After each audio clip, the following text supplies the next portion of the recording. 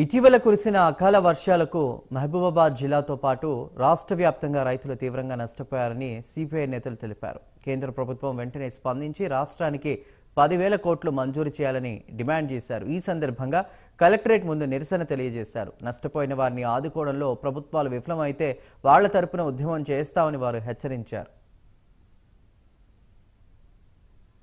తెలంగాణ రాష్ట్రంలో మహబూబాబాద్ జిల్లా, ఖమ్మం జిల్లా, కొత్తగూడెం, సూర్యాపేట, భూపాలపల్లి, ములుగు ప్రాంతాలు తీవ్రంగా వరదల వల్ల నష్టపోయాయి.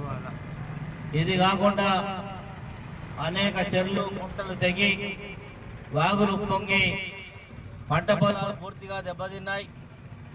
ఈ పంట పొలాలు వరదల వల్ల ఇసుకలు బయట వేసి రాళ్ళు రప్పలు వచ్చి వేలాది ఎకరాల పంట నష్టం జరిగింది.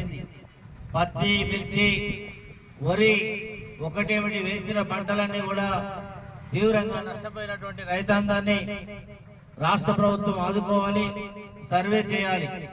అదేవిధంగా కేంద్ర ప్రభుత్వం దీన్ని జాతీయ విపత్తుగా ప్రకటించి 10,000 కోట్ల రూపాయలు ఇవ్వాలని సిపిఐ పార్టీ రాష్ట్ర వ్యాప్తంగా ఈరోజు కలెక్టరేట్ కార్యాలయం ధర్నా చేస్తూ డిమాండ్ చేస్తా ఉన్నారు. తెలంగాణ